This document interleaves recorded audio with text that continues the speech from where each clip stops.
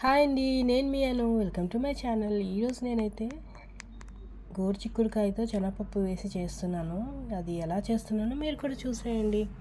మనకు నార్మల్గా అయితే గోరుచిక్కుడుకాయ మనం తినం కదా, కానీ ఇలా శనగపప్పు వేసుకుంటే చాలా టేస్టీగా ఉంటుంది. ముందుగా అయితే గోరుచిక్కుల్ని నేను కట్ చేసి కుక్కర్లో పెట్టి బాయిల్ చేశాను.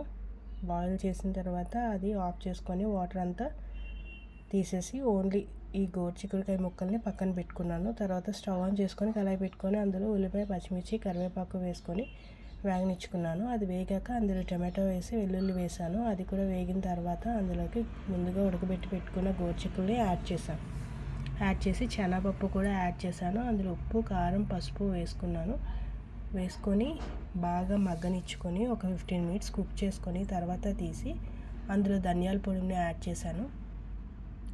చేసి ఒక 10 మినిట్స్ అలాగా లో ఫ్లేమ్లో కుక్ చేశాను. అలా కుక్ చేసిన తర్వాత చాలా టేస్టీగా వచ్చింది. ఇది రైస్లోకి సర్వ్ చేసుకుంటే చాలా బాగుంటుంది.